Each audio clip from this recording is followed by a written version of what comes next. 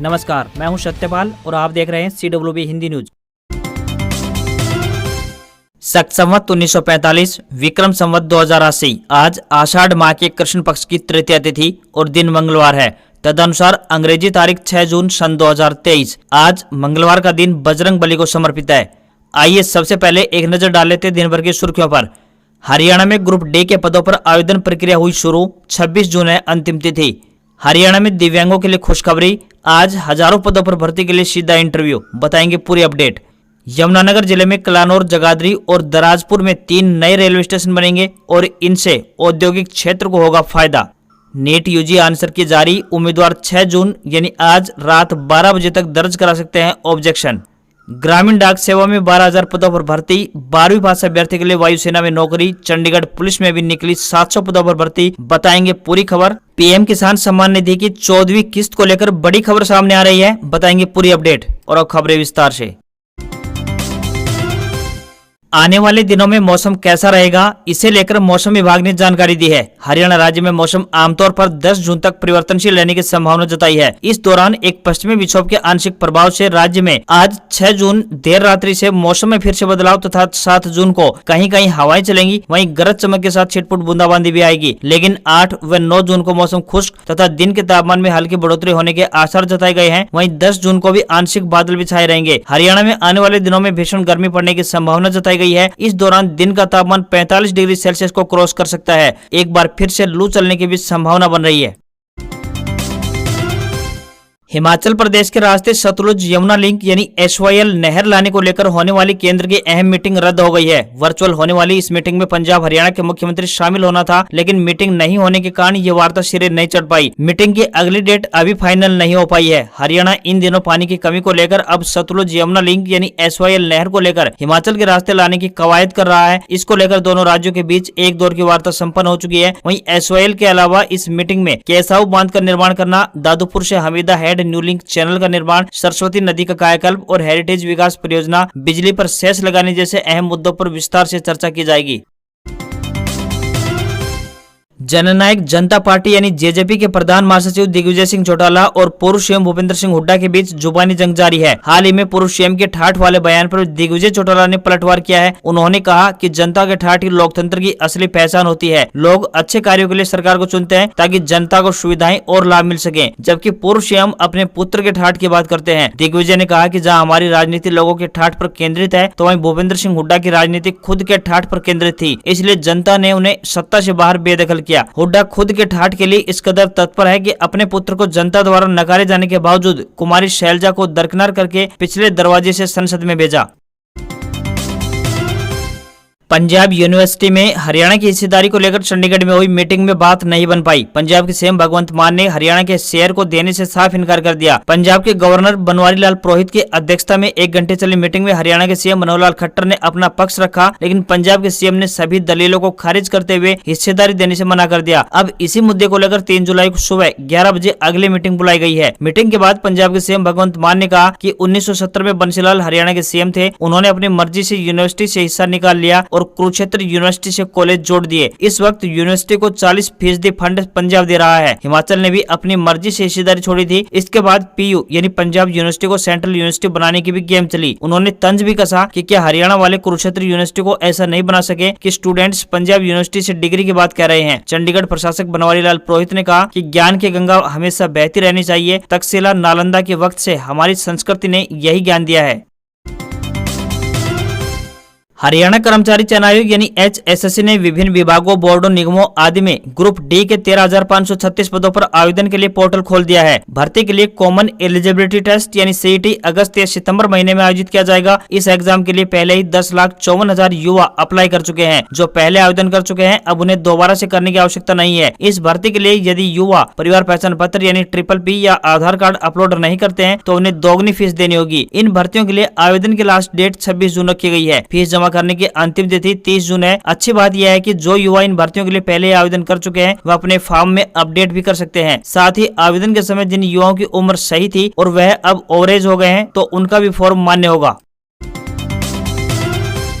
हरियाणा के deputy CM Dushyant Chautala ने BJP के हरियाणा प्रभारी विप्लव देव के बयान पर जींद में पलटवार किया। जींद जिले की उचाना कला सीट से ही अगला विधानसभा चुनाव लड़ने का ऐलान करते हुए दुष्यंत चौटाला ने कहा कि कल तीन लोगों के पेट में दर्द था। दरअसल विप्लव देव ने अगले साल होने वाले विधानसभा चुनाव में उचाना कला से बीजेपी की प्रेमलता को अगला विधायक बताया था, जो दिग्गज नेता वीरेंद्र सिंह की पत्नी है। इस समय उचाना कला से दुष्यंत विधायक है और बीजेपी जेजेपी सरकार में डिप्टी सीएम भी है। विप्लव देव के बयान से सवाल खड़ा हो गया है कि 2024 के विधानसभा चुनाव में भाजपा और जसपा गठबंधन में चुनाव लड़ेंगी या फिर नहीं। विप्लव देव की बात से संकेत निकला कि भाजपा उचाना कला में एक बार फिर से वीरेंद्र सिंह की पत्नी प्रेमलता को टिकट देने की सोच रही है, जबकि जेजेपी से दुष्यंत चौटाला ने खुद यहां से चुनाव लड़ने का ऐलान कर दिया है। ऐसे में गठबंधन पर ही सवाल खड़े हो गए हैं।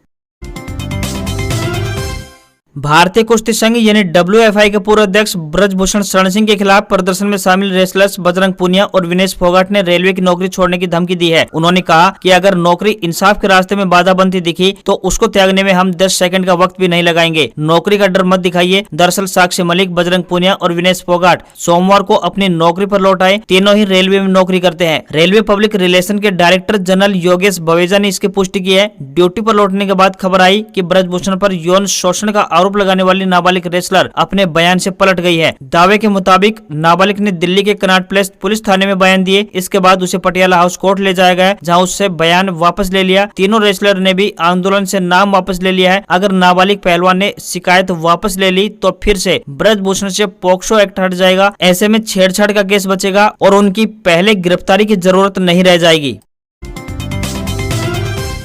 हरियाणा के सिरसा में 18 जून को भाजपा की रैली होगी। रैली को केंद्रीय गृह मंत्री अमित शाह संबोधित करेंगे। केंद्र सरकार के 9 साल पूरे होने पर भाजपा द्वारा प्रदेश में हर लोकसभा क्षेत्र में बड़ी रैली करेगी। 30 जून से लेकर 13 बड़े कार्यक्रम भाजपा ने तय किए हैं। इसी तरह प्रधानमंत्री नरेंद्र मोदी देश भर में 10 लाख बूथों पर डिजिटल रैली भी करेंगे। 21 जून को योग दिवस के अवसर सहित अन्य आयोजन किए जाएंगे। हरियाणा के भिवानी में एक बार फिर से सीएम फ्लाइंग एक्शन मोड में दिखाई दी। सोमवार को सीएम फ्लाइंग टीम की रेड से समाज कल्याण विभाग कार्यालय में हड़कंप मच गया। यहां 2 कर्मचारी नदारद मिले तो वहीं कई फाइलें पेंडिंग भी मिली। समाज कल्याण विभाग कार्यालय में जरूरतमंद मृतकों के आश्रितों, दिव्यांग व बुजुर्गों आदि के लिए सरकार की तरफ से चलाई गई योजनाओं को लाभ दिया जाता है, लेकिन यहाँ लोगों के कामों में लापरवाही बरती जा रही है। इससे परेशान होकर कुछ लोगों ने शिकायत सीएम फ्लाइंग से की थी। रेड के दौरान यहाँ पर कर्मचारियों की हाजिरी रजिस्टर व जरूरतमंदों द्वारा अपना काम करवाने के लिए दी गई फाइलों की चेकिंग भी की गई। इसके बाद कई खामियां देखने को मिली। साथ ही उन्होंने दिशा निर्देश दिए कि इन सभी पेंडिंग फाइलों को जल्द से जल्द यानी 3 दिन में निपटा लिया जाए। हरियाणा के रोहतक में पूर्व मंत्री एवं कांग्रेसी नेता कृष्णमूर्ति हुड्डा ने पत्रकारों से बातचीत में फिर पूर्व सीएम भूपेंद्र सिंह हुड्डा पर निशाना साधा है। उन्होंने कहा कि भूपेंद्र हुड्डा ने रविवार को संत कबीरदास जयंती मनाई थी, लेकिन दुर्भाग्य की बात है कि उसमें कबीरपंथी बहुत कम थे तो दूसरे लोग बहुत ज्यादा। उन्होंने वहां पर सरकार बनने पर 6,000 रूपए बुढ़ापा पेंशन देने का ऐलान किया था, लेकिन उन्होंने अपने 10 साल के कार्यकाल में केवल 500 रूपए पेंशन बढ़ाई थी। अब सरकार आने पर वो दोगुनी पेंशन कैसे कर देंगे? झूठ बोलने की भी एक हद होती है। हुड्डा किस आधार पर ये घोषणाएं कर रहे हैं? क्या उन्होंने हाईकमान से इससे परमिशन ली है? कृष्णमूर्ति हुड्डा ने कहा कि पूर्व सीएम ने 2 लाख नौकरियों की घोषणा की है। इनके कार्यकाल में 65,000 नौकरियां खाली छोड़ दी थी, जिनमें से करीब 20,000 नौकरियों के तो इंटरव्यू और टेस्ट भी हो चुके थे। इस तरह के दावे से लोगों को गुमराह और बरगला रहे हैं। कृष्णमूर्ति हुड्डा ने कहा कि भूपेंद्र हुड्डा किसानों के नेता कहलाते हैं और अपने ही गाँव में सिंचाई का पानी तक नहीं दिला पाए, जबकि वह 10 साल तक सीएम रहे। पूरा गाँव रो रहा है कि इस हालत के जिम्मेदार स्वयं भूपेंद्र सिंह हुड्डा है। अमेजन कंपनी में जॉब के लिए 6 जून को प्रदेश के दिव्यांगजन के लिए IMT मानेसर में प्रातः 10 बजे से लेकर 3 बजे तक साक्षात्कार होगा। यानी ये साक्षात्कार आज सुबह प्रातः 10 बजे प्रारंभ होगा। यह जानकारी देते हुए हरियाणा दिव्यांगजन आयुक्त श्री राजकुमार मक्कड़ ने बताया कि इच्छुक दिव्यांगजन अपने साथ आधार कार्ड, विकलांगता प्रमाण पत्र, बायोडाटा और शैक्षणिक प्रमाण पत्र लेकर दिए गए पते पर इंटरव्यू के लिए पहुंचे। उन्होंने बताया कि यह साक्षात्कार आम्रपाली बिल्डिंग, 6ठी मंजिल, office number 638, sector 2, IMT Manesar, Hooda company main road के सामने में होगा। उन्होंने बताया कि मूक, बधिर, दिव्यांग, पैरों हाथों से ऐसे दिव्यांग जिनका प्रतिशत 70% से कम है और जो खड़े होकर काम कर सके, साथ ही 10वीं पास या अनुभव वाले 8वीं या 9वीं भी, जिनकी आयु सीमा 18 वर्ष से लेकर 35 वर्ष के बीच है, इंटरव्यू में भाग ले सकते हैं। साथ ही उन्होंने यह भी बताया है कि आंखों से दिव्यांग प्रत्याशी इंटरव्यू में न आए, उनके लिए बाद में कोई व्यवस्था की जाएगी। हरियाणा सरकार ने एक बहुत बड़ा ऐलान कर दिया है। अब किसी भी कॉलेज व विश्वविद्यालय को कोई भी ग्रांट नहीं दी जाएगी। आपको बता दें कि अपनी आय से ही अपने खर्चों को निकालने के नियम में अब प्रदेश की सरकार ने विश्वविद्यालयों को भी शामिल किया है। इसको लेकर सरकार की ओर से शुक्रवार को सभी विश्वविद्यालयों के कुलपति और कुल सचिव को एक पत्र लिखा गया है, जिसमें कहा गया है कि विश्वविद्यालय खुद अपने स्रोतों से अपने खर्चे चलाएं। सरकार की ओर से अब उन्हें कोई भी ग्रांट नहीं मिलेगी। हालांकि सरकार की ओर से ये पत्र जारी होने के बाद सभी विश्वविद्यालय व कॉलेजों के शिक्षकों व गैर शिक्षकों में विरोध शुरू हो गया है। उनका मानना है कि सरकार का यह कदम सरकारी विश्वविद्यालयों को पूंजीपतियों के हाथों में देने का एक नया कदम है। इससे गरीब और मध्य वर्गीय परिवार अपने बच्चों को सरकारी विश्वविद्यालयों में सस्ती और बढ़िया सबसे ज्यादा क्वालिफाइड शिक्षकों से शिक्षा नहीं दिलवा पाएंगे। सरकार का यह कदम इसलिए भी घातक है कि सरकार लाखों करोड़ रुपए हर साल टैक्स के रूप में और सेस के रूप में इकट्ठा करती है, लेकिन अब सामाजिक सरोकार की बातें जैसे मेडिकल सुविधा और सस्ती और बढ़िया हायर एजुकेशन देने की बात आई तो सरकार दोहरे मापदंड अपना रही है। नौकरी की तैयारी में जुटे युवाओं के लिए एक अहम अपडेट आई है। पहली नौकरी की बात करें तो चंडीगढ़ पुलिस में 700 पदों की है। 12वीं पास के साथ कंप्यूटर कोर्स की जानकारी होना जरूरी है। दूसरी नौकरी इंडिया पोस्ट ने ग्रामीण डाक सेवक यानी जीडीएस की निकाली है। 12,828 पदों के लिए 10वीं पास होना जरूरी है। लोकल भाषा का ज्ञान भी आवश्यक होना चाहिए। वहीं वायुसेना में 12वीं पास के लिए 276 पदों पर भर्ती है। 20 वर्ष से लेकर 26 वर्ष के बीच अभ्यर्थी अप्लाई कर सकते हैं। वहीं मेट्रो रेल कॉर्पोरेशन में 424 जूनियर इंजीनियर पदों पर भर्ती आई है। इंजीनियरिंग में डिप्लोमा कर चुके अभ्यर्थी 9 जून तक इसमें अप्लाई कर सकते हैं। आईबीपीएल ने रूरल रीजनल बैंक में 8,611 पदों पर भर्ती निकाली है। इसमें लिखित परीक्षा के साथ साथ स्किल टेस्ट और इंटरव्यू के बाद सिलेक्शन होगा। सभी अभ्यर्थी अपनी योग्यता के अनुसार इसमें अप्लाई कर सकते हैं। पीएम किसान सम्मान निधि की 14वीं किस्त खाते में कब पहुंचेगी? लाभार्थियों के बीच इस वक्त का ये बड़ा और अहम सवाल बना हुआ है। कृषक अपनी अगली किस्त का बेसब्री से इंतजार कर रहे हैं। केंद्र सरकार ने 26 फरवरी 2023 को 13वीं किस्त जारी की थी। मीडिया रिपोर्ट्स की माने तो प्रधानमंत्री किसान सम्मान निधि की 14वीं किस्त इस महीने की 10 तारीख यानी कि 10 जून से पहले सभी पात्र किसानों के खाते में पहुँच सकती है। वहीं कुछ सरकारी सूत्रों का मानना है कि 7 जून तक किसानों के खाते में अगली किस्त पहुँच सकती है। हालांकि सरकार की तरफ से इसको लेकर कोई भी आधिकारिक रूप से किसी भी तारीख की घोषणा अभी तक नहीं की गई है। केवल अधिकारियों की गतिविधियों से इस बात का अनुमान लगाया जा रहा है। ऐसे में तारीख आगे भी बढ़ सकती है। जिनके खाते में 13वीं किस्त नहीं पहुंची है, अगर समय रहते किसान खाते से संबंधित सभी त्रुटियों को दूर नहीं करते हैं तो उन्हें 14वीं किस्त का भी लाभ नहीं मिल पाएगा। जिन किसानों के खाते में किस्त नहीं पहुंची है उसका मुख्य कारण ई-केवाईसी बताया जा रहा है। ऐसे में किसान सीएससी सेंटर पर जाकर अपना ई-केवाईसी अवश्य अपडेट करवा लें।